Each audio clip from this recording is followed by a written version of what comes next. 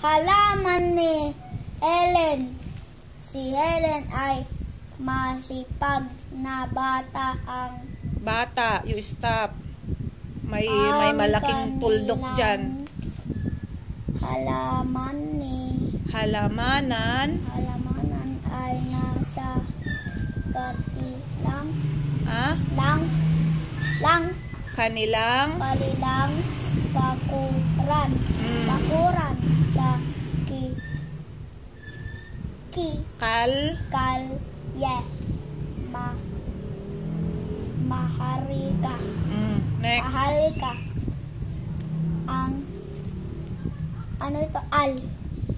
alaga ni ang kanilang mga tanim na mga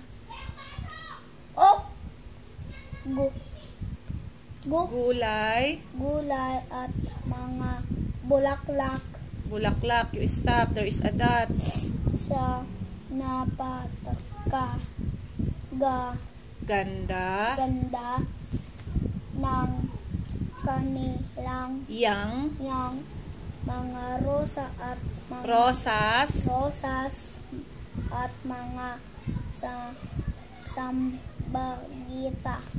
Very good. Tamang na gawing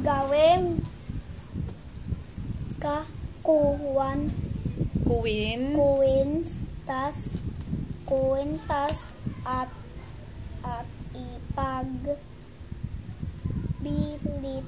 bili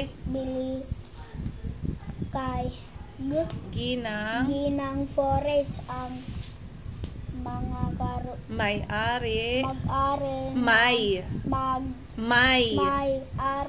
ng tindaan ng mga bulaklak. Okay, next.